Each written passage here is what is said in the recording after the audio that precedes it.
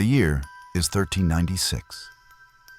After the Battle of Kosovo, 1389, Sultan Bayezid I, the Thunderbolt, has conquered most of the Balkans, reduced Byzantium to Constantinople alone.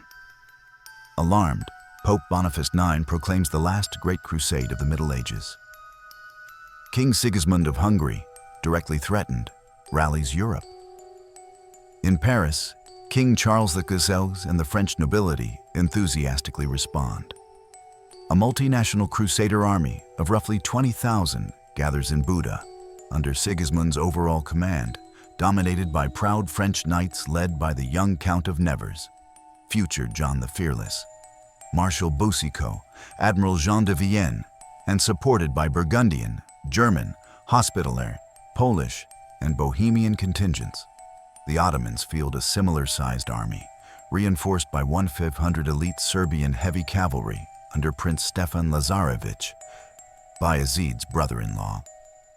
Setting out from Dijon on 30th April 1396, the Crusaders marched down the Danube, dreaming of liberating Constantinople and even Jerusalem.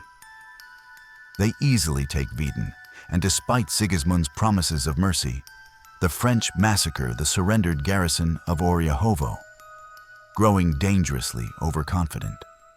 Arriving at the strong fortress of Nicopolis, the Crusaders, lacking siege equipment, begin a blockade.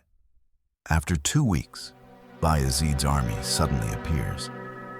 Sigismund urges caution and wants experienced Wallachian and Transylvanian infantry to absorb the first Ottoman attack. But arrogant French nobles refuse to follow peasants and insist on leading the charge.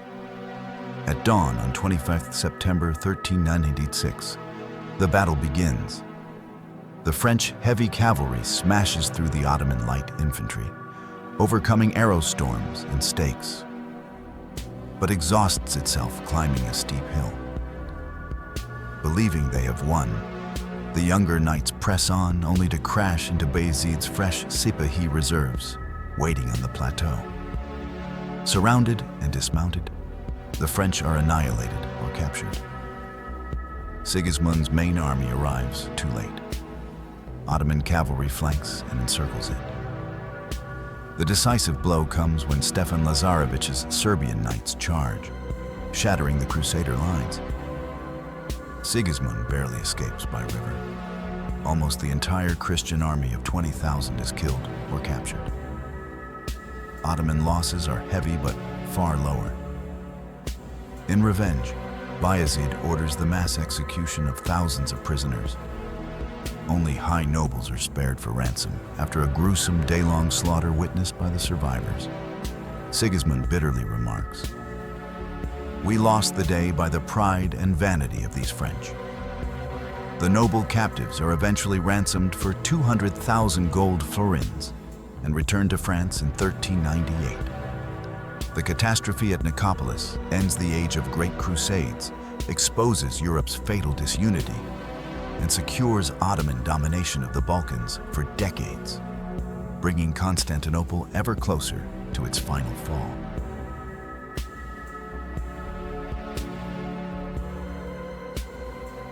Once de Vienne and his men returned to the camp, Sigismund called a war council. There was initially a disagreement between the French generals, but in the end, the French decided to listen to Dur. Sigismund left to make a battle plan for his own forces. At daybreak, knowing the Ottomans were coming, the Crusaders began to organize themselves under the banners of their leaders. They managed to drive back the front lines of the Ottoman force. Kian and de Vienne recommended that the French pause to reform their ranks to give themselves some rest. Halt! Reform the lines! However, they were overruled by the younger knights, who believed they had just defeated Bayezid's entire army and insisted on pursuit. Instead, found themselves facing a fresh corps of Ottoman troops whom Bayezid had kept in reserve. Some knights fled back down the slope, while the rest fought on. While the French were almost surrounded on the hill, The main Crusader army under Sigismund finally caught up. Seeing this, the Ottomans sent troops to deal with this threat, and so they could maintain their advantageous position.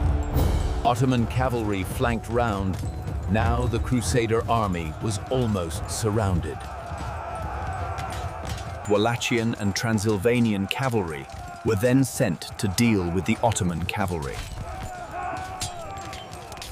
The Crusader cavalry broke the Ottoman cavalry, but once they had done so, they retreated to the camp to preserve their troops. The entire French force at this point had either retreated, been captured, or killed. Bayezid could now send... At this point, the Turks received a reinforcement of 1,500 Serbian knights under the command of Stefan Lazarevic, which proved critical. Sigismund's force was overwhelmed. The rest of the Crusader force was either killed or captured. Sigismund retreated back to the main camp. By the end of the battle, almost the entire Crusader army of 20,000 men was either killed or captured. We lost the day by the pride and vanity of these French. The Ottomans gathered all of the prisoners, recognizing the nobles for ransom. The Turks recognized Jacques de Heli, a French knight who had served under a previous Ottoman sultan, and had him identify the nobles for ransom. A group of executioners proceeded to kill every prisoner, either by decapitation or by severing their limbs. At which point Bayezid, either himself sickened by the bloodshed or convinced by his ministers, called off the executioners. The 9th of January was declared a day of mourning throughout France. A delegation with rich gifts for Bayezid left Paris on the 20th of January 1397 to negotiate the ransoms. French negotiators in the Sultan's court reached an agreement on a ransom of 200,000 gold florins. The defeat highlighted the disunity and lack of coordination among the European powers. It also led to a reassessment of strategies, eventually contributing to more organized efforts in future conflicts. The Ottoman victory at Nicopolis tightened their control over the Balkans and became a greater threat to Central Europe. The folly of pride had cost Europe its last great unified crusade.